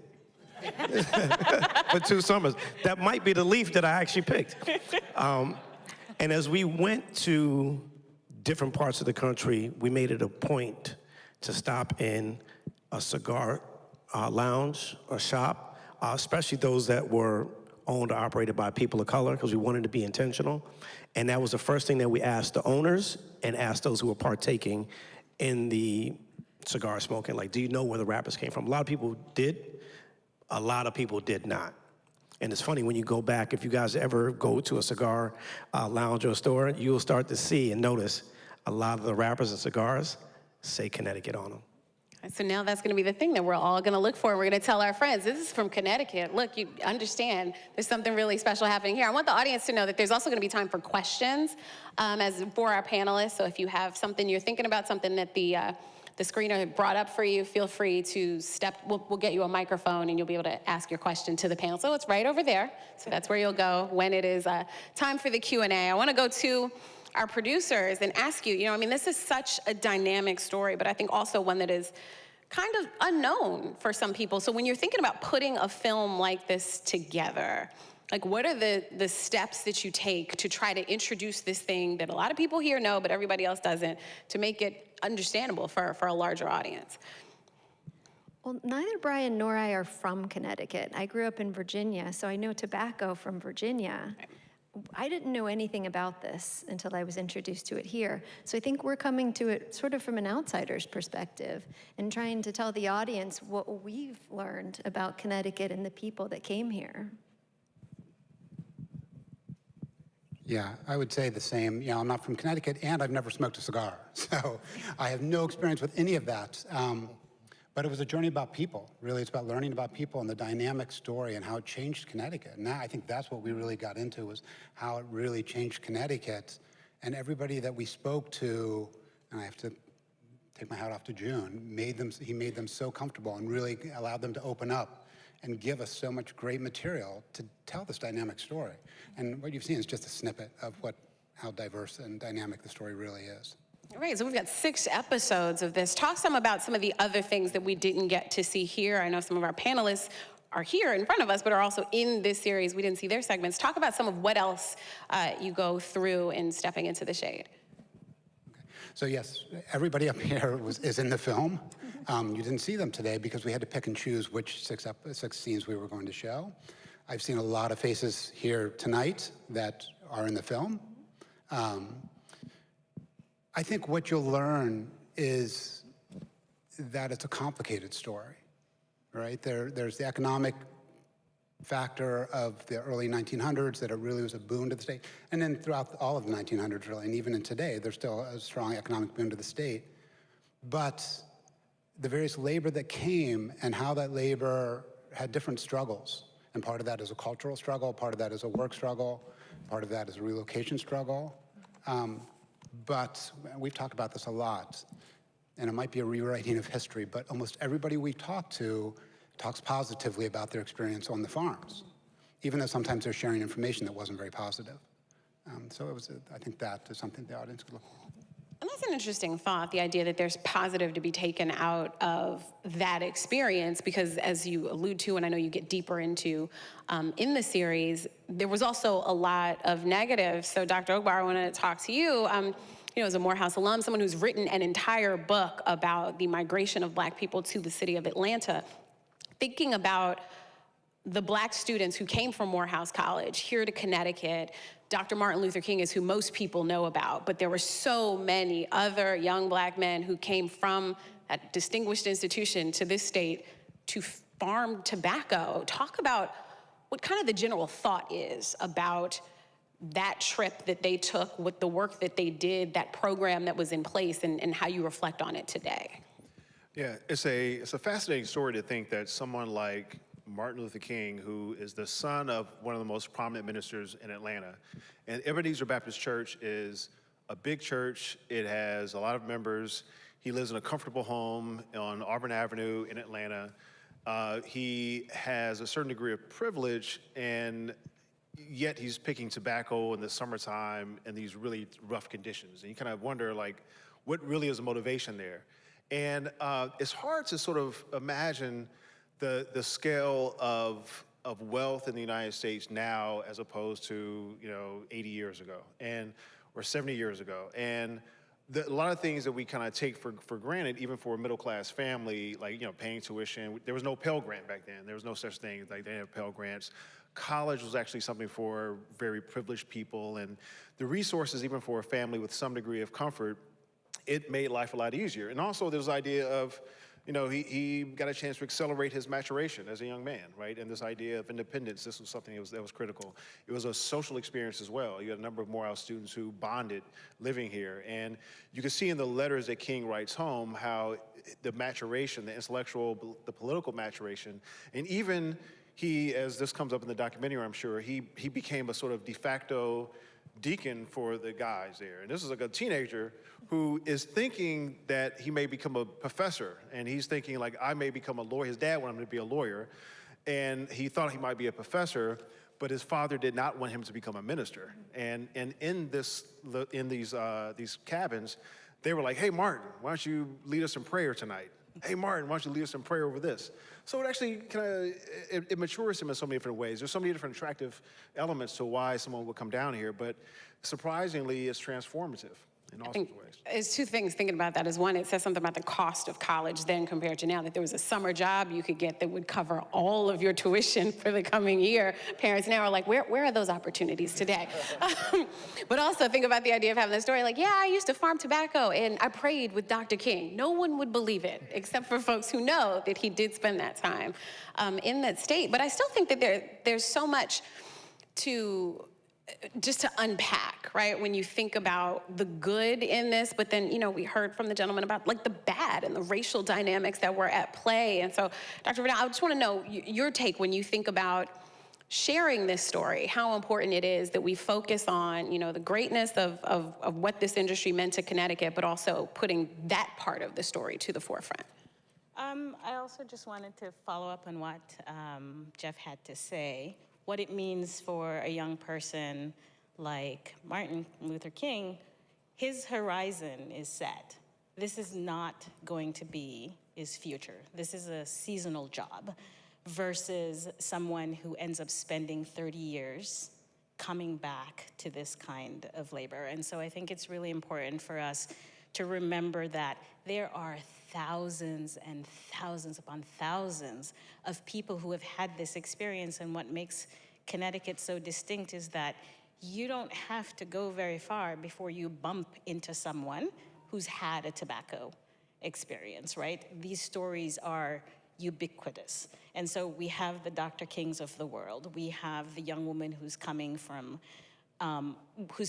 Pennsylvania, who's also recruited as temporary seasonal labor. I think it's also important because if you think about the summer jobs, you're not going to go work at a mall, right? There's no retail jobs for young people to go into. And so it's very commonplace for young people to go into tobacco because you could make a decent amount of money, and it really did make a fundamental difference. But specifically to your question about what was terrible, what was bad about this, I know that we've been praising the labor and the discipline and the know-how of Jamaican workers, for example. But part of the reason why we come to depend on Jamaican workers is precisely because of how deportable they are. And that's part of the underbelly of this story, right? So on the one hand, we're holding up labor discipline expertise, but we have to understand structurally, why is it that Jamaicans predominate in this industry? And it has to do with their vulnerability in terms of immigration. On the other hand, there are these long-term relationships that farmers have with Jamaicans and other West Indian workers. They're participating in their weddings. They're sponsoring their ability to leave the farm. There are tons of farmers that you look in the historical record, you conduct oral histories, which is part of what I do, and you realize that for somebody like Mr. Barnett, for example, his employer made it possible for him to leave working in tobacco while asking, is it possible for you to help us maybe recruit a cousin, an uncle, someone else? So there isn't just one story here. There isn't just a single story of exploitation and vulnerability. There are many, many stories, and I think what's amazing about the 6 episodes is that we get that dynamism, we get the subtlety, we get the nuances, we get the exploitation, but then we get to understand the long-term relationships that farmers are forging with Jamaicans, with other West Indians in the long term, that shift what that vulnerability looks like and shift what that exploitation looks like. And I think that that's something that so many people just don't think about. Like, they hear that, oh, Martin Luther King, and that's where it ends, and they don't recognize that piece of it that I think takes me perfectly to you, Mr. Chambers. I know that you did not farm tobacco yourself, but many of your fellow Jamaicans you watched as they came here and did just that. Talk to me about your take on that space existing for people to come here for Jamaica for an opportunity and what it's meant. Let me open up by saying, just like Mr. Clark said, it was all right. Jamaicans have a saying, no problem, man. Nothing affects us. We work around problems. So I am thankful that my son, Dr. Archer, invited me here, along with the rest of panelists. And I was honored when you came to the Hall of Fame and you did a documentary. And as a result, I am very famous now all over the world. And my granddaughter, who is 2 years old, was watching TV when you came on and you did the interview, and she says, "There's Papa," and she was calling everybody. And she says, "Grandpa was great." And since then, I am her favorite grandpa. As a result of that, your interview, my getting close to her, she took me to Mexico for her birthday in April. So I'm thankful to my granddaughter, who is 2. But out of tobacco, I came here in 1968, running away from Jamaica because I was a very good cricketer. They selected an under-19 cricket team to play in Barbados. Lo and behold, they left me off the team. So my mother saw how distraught I was. She was coming up to New York to see her family. She asked me if I wanted to come, so I said yes. Came to New York, spent 2 weeks. She was coming to Hartford to look for her brother. So I ended up coming to Hartford. The following Saturday, we went to a dance that was put on by Sportsmen's Athletic Club. I fell in love with the fellas. They were all drunk that night. The next morning, the captain of the team came to my door in Kent Street, knocked on the door. I went out. I was staying with my uncle. So he said to me, the team, half of the team, they are drunk. Can you play cricket for us today? So I said yes, because I was a lover of the game, didn't have no clothes. So he took me to the store, bought me a shirt and a pants and a pair of sneakers. And I played that match in somebody else's name because you had to be registered to play in the game. So I got a name and I played, enjoyed it. Came back the Sunday evening and I told my mother, I am not coming back to New York with you. I am staying in Hartford, Connecticut, if my uncle and Mr. Lance over there would give me a room. I would stay with them. So I stayed in Hartford. Now, I got involved in cricket, like I said, because I was a very good cricketer. I fell in love with his father, who became my brother. And so we started playing cricket together for sportsmen. The tobacco workers would come down from the farm on weekends to play cricket. It is interesting to report today that the World Cup, the T20 Cricket World Cup, which is the largest sporting event in cricket, is coming to the US. It's going to be here in New York, in Dallas, and in Florida. All because, don't let anybody else tell you that cricket started someplace else. The cricket that you're seeing today, which will be World Cup cricket in New York, the ICC built a $35 million stadium just to play the games in New York. They're going to pull it down when the game is all over. T20 cricket in the US is as a result of the tobacco farmers who were in Windsor, came to Hartford, made Hartford home, West Indian Club, Sportsmen's Club, Progressive League, all those clubs are a result of the farmers who came here and did what they had to do. I mean, and that applause for that is like such a remarkable idea that one plant could bring sport industry, money, millions and millions, hundreds of millions of dollars, billions of dollars to this state. And that should not be forgotten. I want to know what you think about the idea that now Jamaican people make up so much of the workforce in this space now through these visa programs. I want to say Caribbean folks, because the cricket is as a result of what happened on the tobacco farms when they came. So I don't know if I'm answering the question the way you want it, but the workers who came from the islands, they could return to the islands whenever they wanted to because they were so, and I'm going to use a simple word, they were so good a working force that they fell in love, the farmers fell in love with all the West Indians. So they came here to pick cotton, to pick tobacco, to cut sugar cane. But in the Hartford area, it was a trick that the Jamaicans used. you were supposed to come as a farm worker coming out of Jamaica. It actually happened this way, that the educated force in Jamaica, the teachers, some policemen, the workers, not farm workers, but those guys who used to own in their own, they took the farm work tickets. They didn't give it to the underprivileged folks. So they came.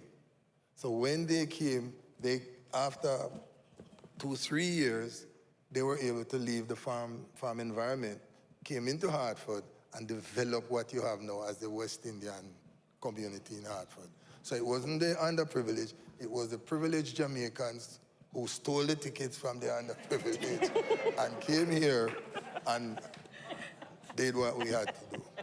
So there was opportunity there that people saw, is that this could be my ticket to doing something, you know, and creating one of the largest West Indian populations in this nation. A lot of people don't realize exists, right, in Hartford, Connecticut.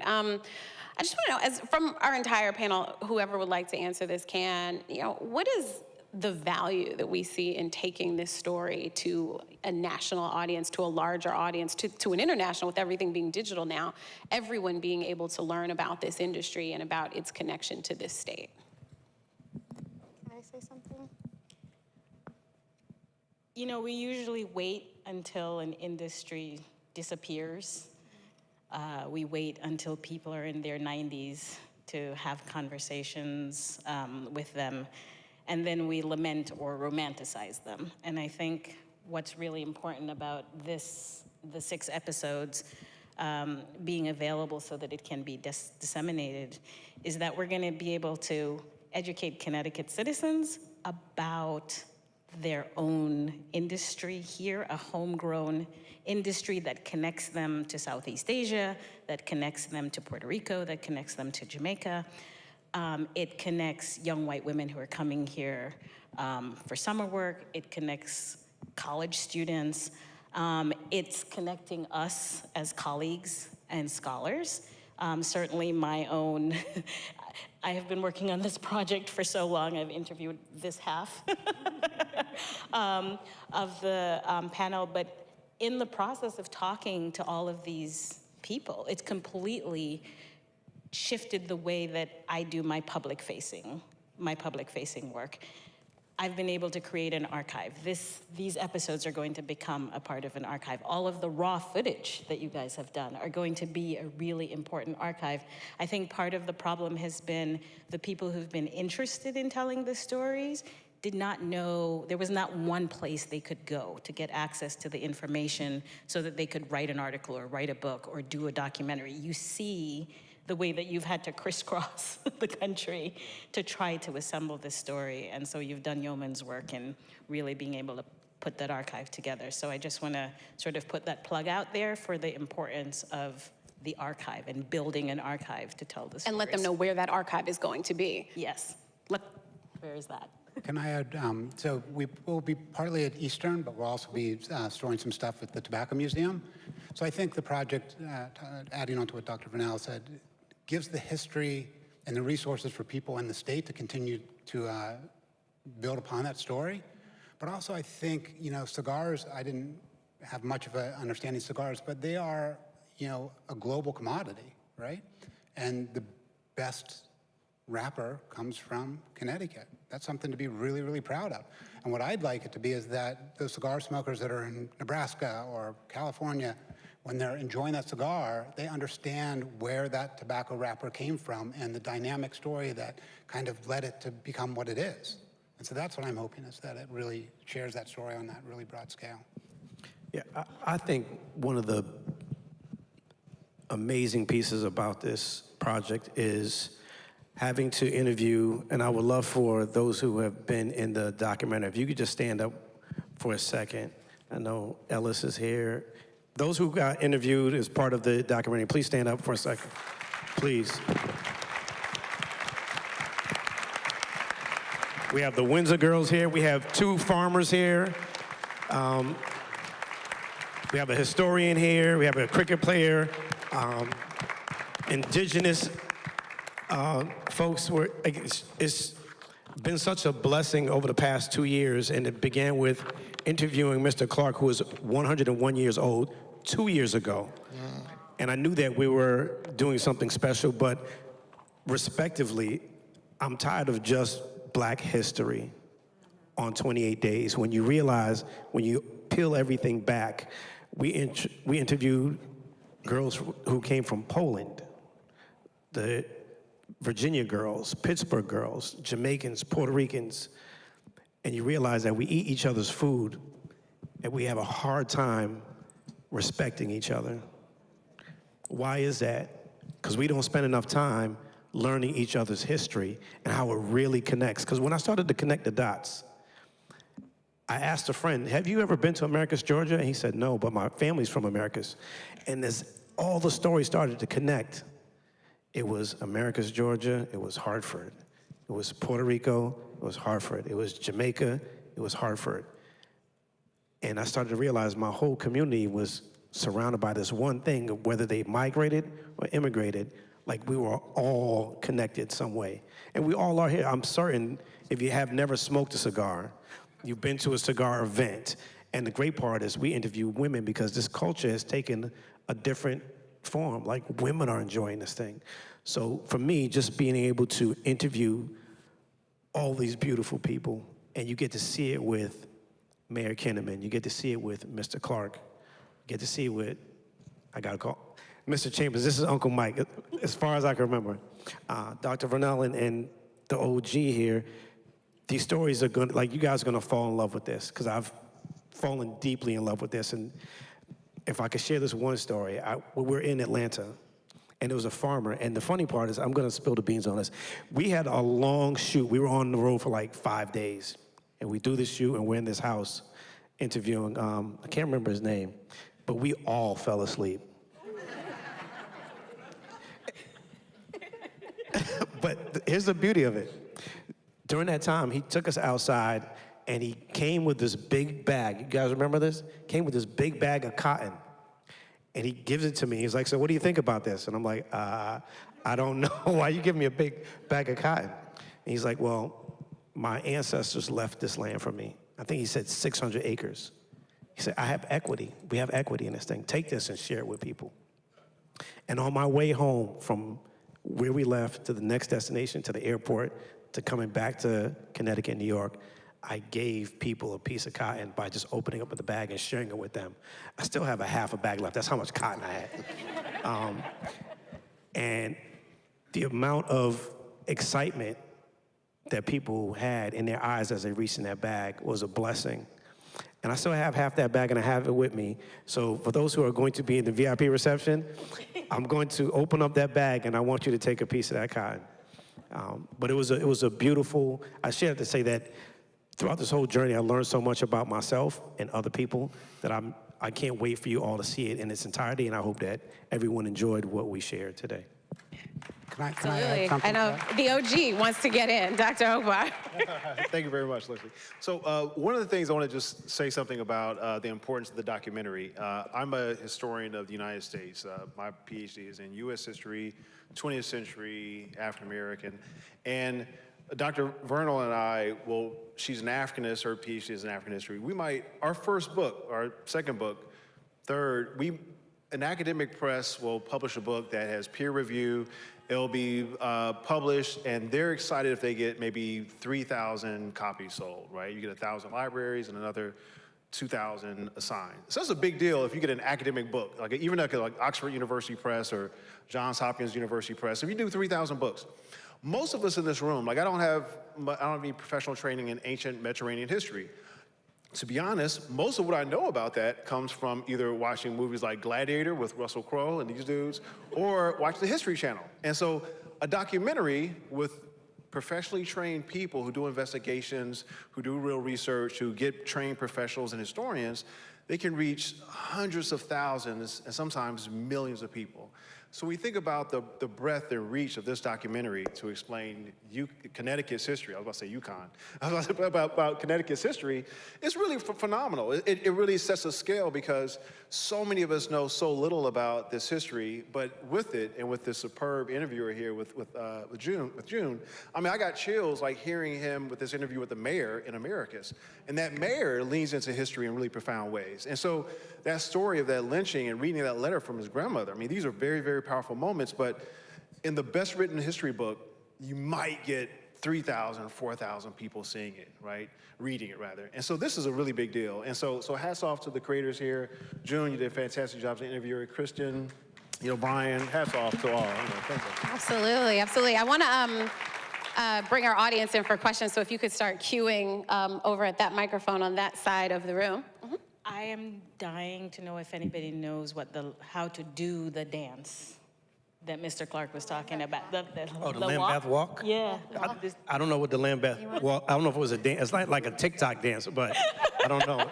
But it was just, I researched it, and it was one of the popular songs that they learned when they actually reached land here in the States. Oh, do you know? No.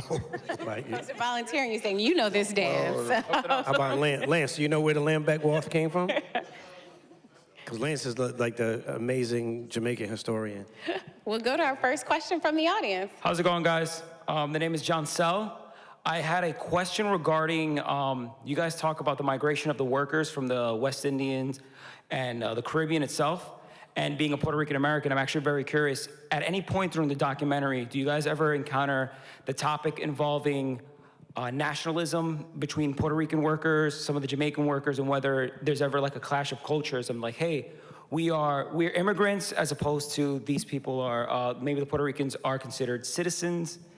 And does that ever come up at all in the documentary, just the whole, hey, these workers are here to stay, some workers are able to go back, some workers have an easier mobility between Hartford, Connecticut, and going back to New York or going back to the Caribbean. So not being able to like formulate my question well, does any of that ever come up in the documentary? It does.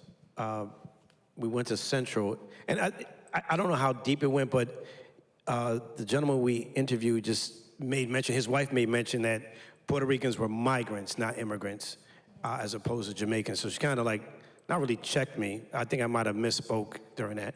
But I did realize that there is a difference, but I don't know, I can't remember, it's been too many interviews. You'd have to tell me, Brian, if you remember. The man, or? If that was distinguished. Vargas, was it? Vargas, it was Mr. Vargas. So I think nobody stated that directly, but I think the indirect answer that we got was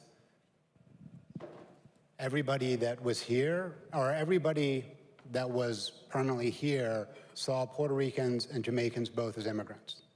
And they didn't understand that the Puerto Ricans were actually citizens and that they had different rights. And so I think we got a lot of the conversation that the racist behavior that they found in communities was equal regardless, even though their experiences were coming from very different experiences. That work kind of, I would imagine, was an equalizer on some level for treatment of folks who didn't care to dive deeper and look, into the different dynamics that were at play there. Thank you, guys. I appreciate it. Yeah, thank you. Good afternoon. My name is Leonard Webb, and I'm the publisher of Ethnic Online, New England's magazine for ethnic professionals. And as a fellow journalist, kudos to the team. This was absolutely amazing and well done. I've got two questions. One is, has this documentary been seen or shown to anybody else besides this group here in Westport? And then number two, what are your plans to proactively promote this documentary moving forward? Mr. Webb beat me to my closing question, but here we go. What's next? Great. From one journalist to another, right? Yeah. Absolutely. You all are the first to see this. I know we have an opportunity with PBS, but we are now courting different streaming services, so we hope between now and hopefully before September, you guys will be able to Netflix and chill and watch this documentary. Thank you so much. Thank you, Brother Webb. Hello. I was curious, what makes like Connecticut shade tobacco of such high quality? And two, it seems like Connecticut never seems to take credit, good or bad, for what it produces. And I was curious, like, I mean, the Ku Klux Klan was created here too, which is like I mean, that's the bad of it, obviously, but I was curious what's making the tobacco good and us not get credit for anything. We have some farmers here who may be able to give us an answer on that. Dwight? Dwight, No, Jim, Jim, Steve? because he tests all the tobacco that's grown. We have 3 farmers. You can answer that question. If you could come here to the microphone, that way everybody could hear you. Actually, no, because The camera we're won't hear recording you. this. Yeah, the recording will need you. Now, I learned a lot from this gentleman here, and it's amazing the kind of tests that they go through to make sure that tobacco is grown properly. Okay, well, probably the easy answer is that tobacco's been grown here since people have been living in Connecticut. Indigenous peoples grew tobacco. European colonists was one of the first crops they grew. And in Connecticut, it morphed into a cigar type of tobacco. So we've got 400 years at least of breeding, selection. And then Connecticut, as you guys put into this, invested in this and put science into it so that there's a lot of background to actually make this better. People often ask, well, why can't we take this tobacco and grow it in some other location? You probably can, but it might take you another 100 years. That's great. Thank you. Thank you, Jim. Hello, my name is Willis Moore, and I had the opportunity to learn about Connecticut tobacco through working with a artist, Ellis Echeverry, who did the mural that you may have seen that was commissioned by the Tobacco Museum. And as the previous gentleman mentioned, tobacco has been a crop that was grown in Connecticut, certainly by the indigenous tribes. In reading some of their information, they indicated that in harvesting and growing tobacco, the women of their tribes were prohibited from being in any field in which the tobacco was grown. And that has stuck in my mind because I said, well, wait a minute. If the indigenous people obviously shared the growing, cultivating with the Europeans who came here, they didn't tell them not to let the women be near the tobacco. My parents are part of that families that migrated from the South, so we have farming background in my family. And in talking to my parents about life in the South, in the farms, one of the things that would create conflict between families were if my cows, my animals got into your farm and ate your crops and sort of like that. Someone told me about tobacco. They said when tobacco is growing in a field, they said cows, hogs, goats will not eat tobacco in the field. So that tells me that the animals are aware of the toxicity of tobacco as well. So one of the things that in hearing this story about tobacco being harvested, have you found any instances in which the health and the welfare of the workers working with tobacco, harvesting tobacco, was provided for? What was the standard of care? For example, someone's working in the farms and someone gets sick or ill. Did they provide them any type of medical care? Was it like an infirmary, or was there a place where they can go? I heard one story about someone who told me that in getting transported on the bus, say from Plainville in New Britain to Windsor, that if you were there and you somehow got sick, you were stuck there until the end of the day. So I'm wondering, what have you found about, again, the standard of care that provided for the workers in terms of protecting their health?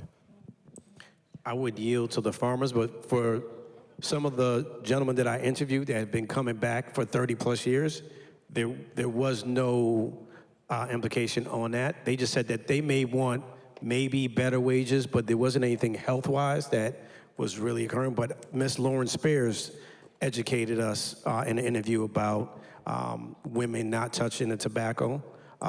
So that's in there without us giving it away. and that it was used for barter. It was never supposed to be used to be smoked initially, and then it was bastardized to what it is today and enjoyed the way it is today.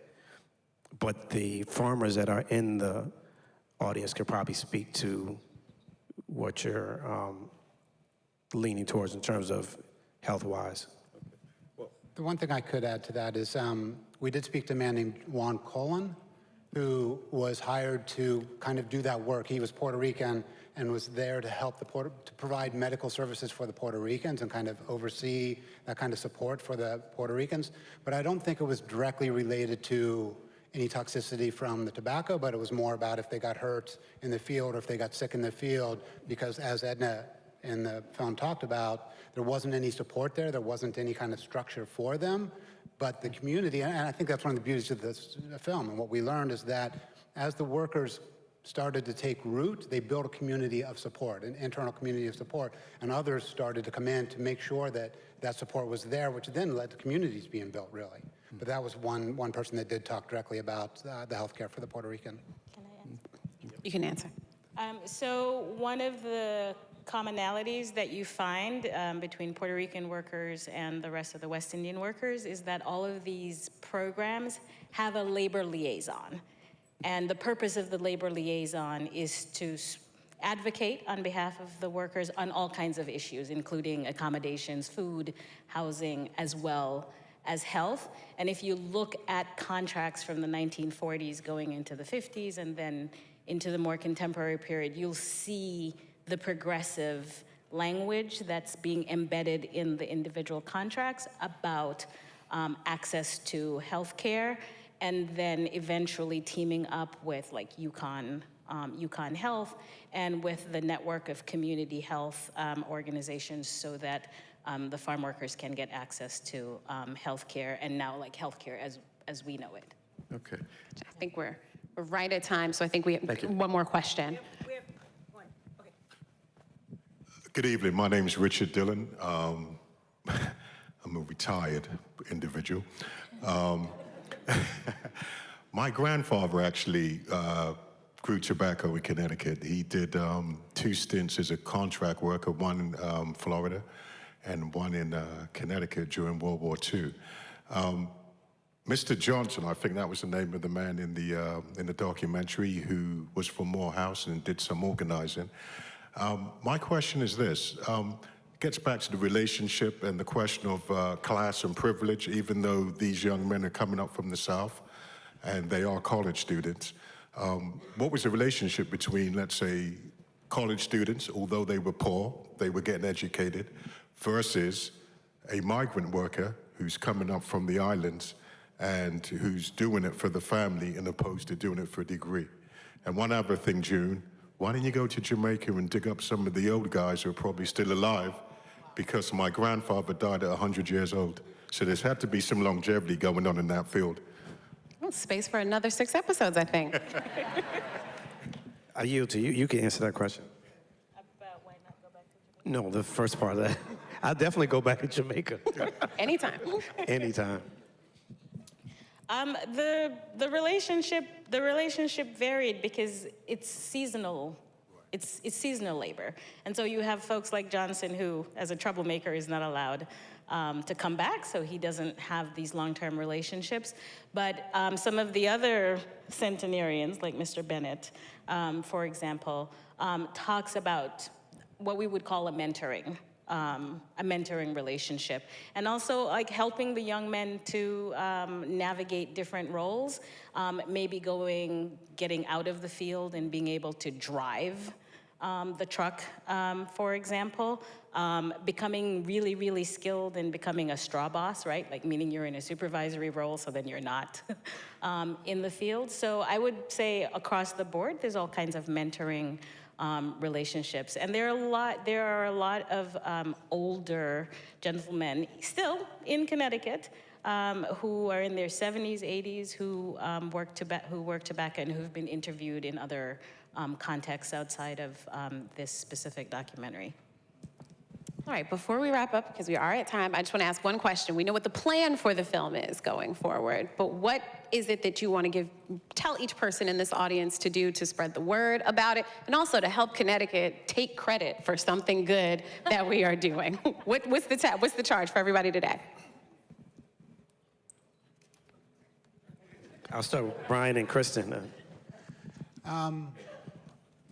Spread the word about the project, and what we created is a larger story, but not the full story. And so there's more to that story to keep going. And, if it's not shared and somehow documented, it's going to be gone, right? In all parts of history. And this is a really complex, dynamic piece of history, and people need to know it. Yeah, and if you have more stories, one of the exciting things about this is that we know when this gets out there, we're going to hear all kinds of stories coming in. We already have plans for June to do a follow-up podcast, when we get more people coming in. So if you have stories or things to share, get in touch with Brian and I about that, because we'd love to hear more. And in terms of promoting this particular story, one of the things that put Connecticut on the map and Connecticut farmers on the map, we are a tiny state. And if you think about migrant farm work and you think about Mexican workers coming and workers in California, how is it that Connecticut is still able to hold on to that labor? That's because the shade tobacco growers teamed up with the green giants of the world, teamed up with the sugar corporations of the world in Florida, meaning small farmers in Connecticut teamed up with agricultural giants to make sure that a temporary war-related program became a permanent program that gives access to farmers to a huge swath of laborers. So in terms of promoting this about why people should care, think about where your lettuce is coming from. Think about where your blueberries are coming from. Think about the migrant farm workers now who are the ones picking all of the crops that we eat, who are laboring, sometimes mostly not in any kind of shade, and whose stories we're not telling, they're not present, and we're not talking about them. And so part of the reason why people should care about this particular story is because it's still happening, right? Folks are still coming here and they are still providing us with our food and with our recreational crops. And that's really why this story remains important and why people should care. I'm going to say this. Share it with as many people as you can. Talk about this experience. If you're proud of it, please continue to do it. If you're not proud of it, let us know what we could add to this story, as we know that when it's picked up, we're certain we'll have to probably chop and screw a couple of things and add a few things. And we are here to continue to learn more. As you guys exit, please, not exit, but as you guys finish this portion of the evening, our vendors to the right of me are here in the capacity to give you a very immersive experience in terms of pairing a cigar with a particular whiskey. There are materials that have come directly from Jamaica from the 1940s and during the war, so please take a look at that. I want to thank all of you who were a part of this film that I had the privilege of interviewing. Ellis for making that beautiful art piece. You guys will see it again as the film rolls. But I also want to say, I want to thank our guys who filmed and had to put up with us and put up with me specifically. So if you could stand up, our director of photography, Seth, Eric, and of course, Levi. And you could Levi's very tall, so he had the boom mic in a lot of the scenes.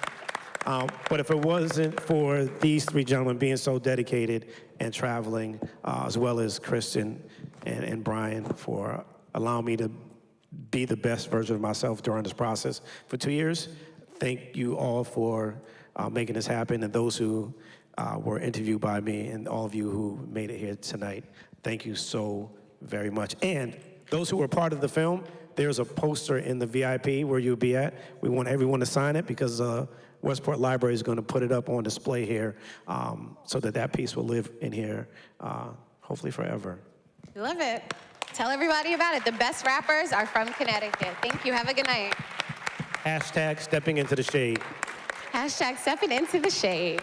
And also, thank you, Ms. Leslie Mays Lowe, for making this evening special. Please give it up for her.